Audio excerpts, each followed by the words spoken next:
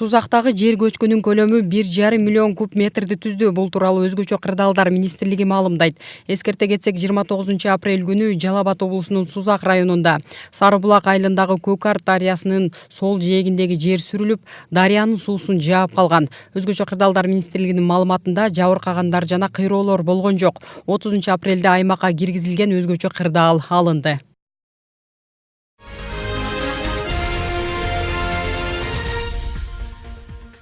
Кыргызстан өкмөтү Бириккен Улуттар Уюмунун азык-түлүк программасы менен биргеликте коопсуз тамактануу боюнча келишимге кол коюшту. Ага ылайык 5 жыл ичинде кызматташуунун алкагында $60 миллион каражат бөлүнөт.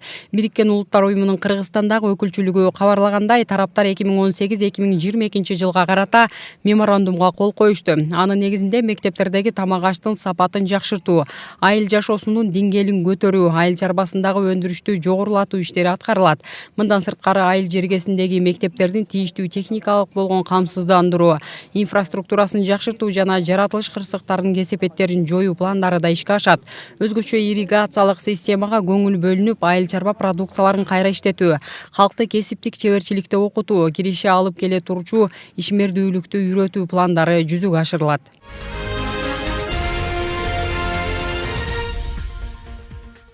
Бишкек жылуулук электр борборундагы кырсыкты жана аны модернизациялоого кеткен Кытай насиянын чоо жайын иликтеген депутаттык комиссиянын айрым мүчөлөрү иликтөөнүн аягына кол койгон жок. Корутундуну депутаттык комиссиянын көпчүлүк мүчөлөрү кол коюп, кээ бири андан баш тартканын бүгүн белгилүү болду. Комиссиянын курамына кирген Республика Ата журт фракциясынын депутаты Акылбек Жамангулов корутунду ЖЭБтеги кырдаалга жооптуу жетекчилердин ысымдары ачык жазылбай калганына нааразы болуп, кол койбогонун маалымдаган. Депутат комиссиянын төрагасы Улан Примовдун маалыматына караганда, корутунду толугу менен даяр. Жакынкы күндөрдө жогорку кеңештин жалпы жыйынында каралат. Комиссияга мүчө болгон айрым депутаттар буга чейин ЖЭБти модернизациялоо боюнча сүйлөшүүлөр башталгандан тартып, долбоор аягына чыкканга чейин аралыкта иштеген премьер-министрлердин баарын тиешелүү аткаминерлерди жоопкерчилигин кароо керектигин айтып чыгышкан. Эске салсак, кыш шилдеде Бишкек жылуулук электр борборунда авария катталып, абоненттерге бир жумадай жылуулук берилбей калган.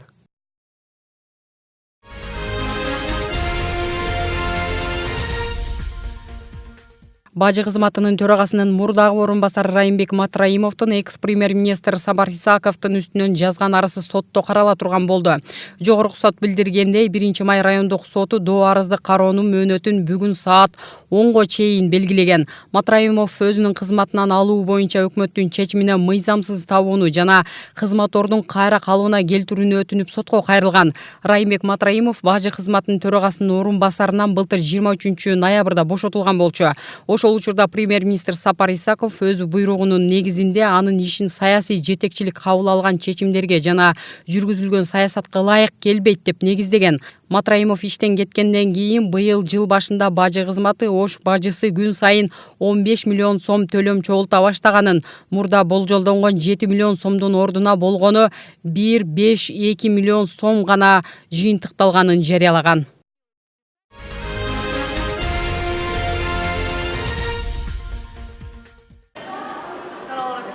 Ош облусунан барган окуучулар менен мугалимдер алгач Андыжан шаарындагы Мухаммед Юсуф атындагы мектепте болушту. Аталган окуу мекемесинде түзүлгөн шарттар, билим берүү системасындагы өзгөчөлүктөр менен таанышып пикир алышты. Мухаммед Юсуф мектеби 1 жыл мурун ачылып, өзбек тили жана адабиятына басым жасап, чыгармачыл балдарды тарбиялайт. Облустун ар кайсы райондорунан тилге кызыккан 150 бала билим алат. Биздин мектепте негизинен адабиятка басым жасалып окутулат.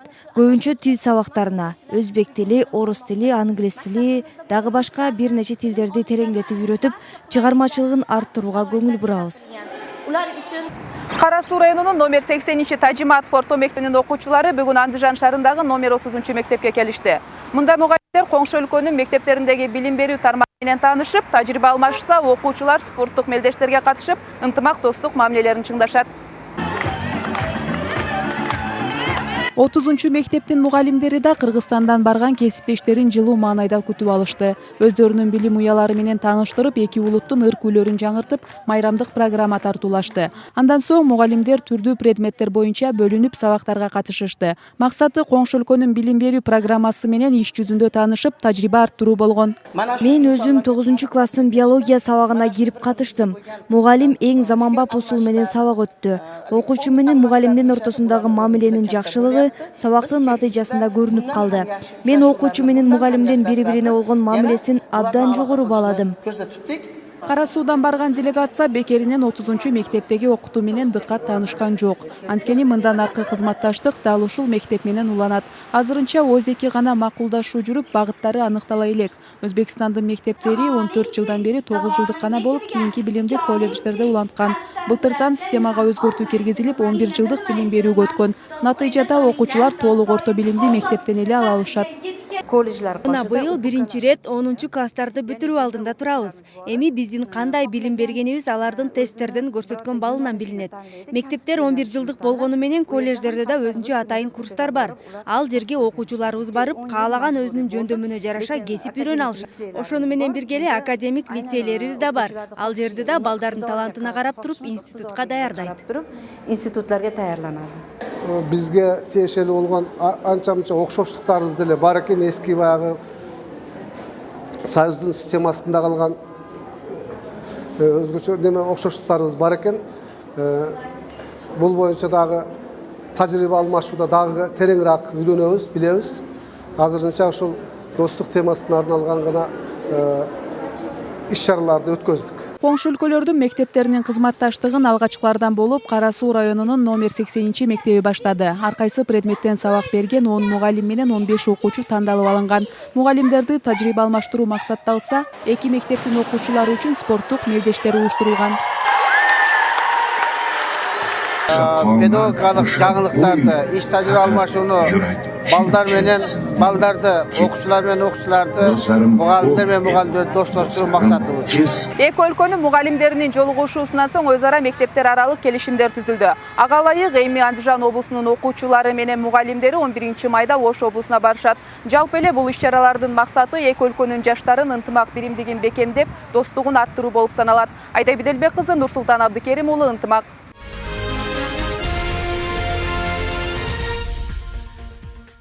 Автоунаанын кырсыкка кабылганы далилденбесе, камсыздандыруу компаниясы айдоочуга каражат төлөп бербейт. Бул тууралуу Аю Гарант камсыздандыруу департаментинин жетекчиси билдирди. Анын айтымында, унаасын камсыздандырган жаран кырсыкка кабылса, камсыздандыруу компаниясынан акча алуу үчүн тийиштүү органдардын кырсык болгонун ырастаган маалымкат, окуянын схемасы жана өзү мас абалында эмес экенин далилдеген документ көрсөтүшү зарыл.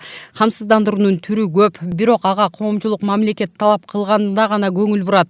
Ошентсе да кыска мөөнөттө милдеттүү камсыздандырууга көнүшөт. Анткени камсыздандыруу полиси элге керек. Ал буга кошумча, эгер камсыздандырууга унаа Бишкек шаарында күндүз жол кырсыгына кабылса, окуя болгон жерге камсыздандыруу компаниясынын өкүлү бара турганын белгилеген.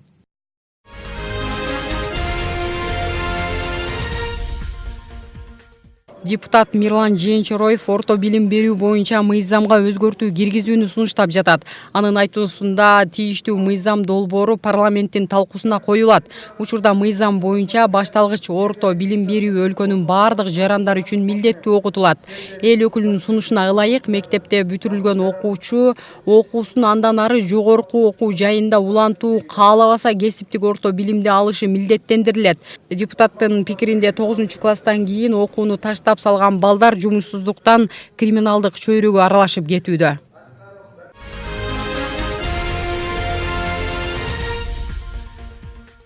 Айбек Азыранкулов президенттин кеңешчиси болуп дайындалды. Тиешелүү жарлыкка өлкө башчы Сооронбай Жээнбеков кол койду. Айбек Азыранкулов буга чейин жогорку кеңештин депутаты жана өкмөттүн Чүй облусундагы өкүлү. Ал эми акыркы жылдарда эмгек, миграция жана жаштар министри болуп иштеп келген.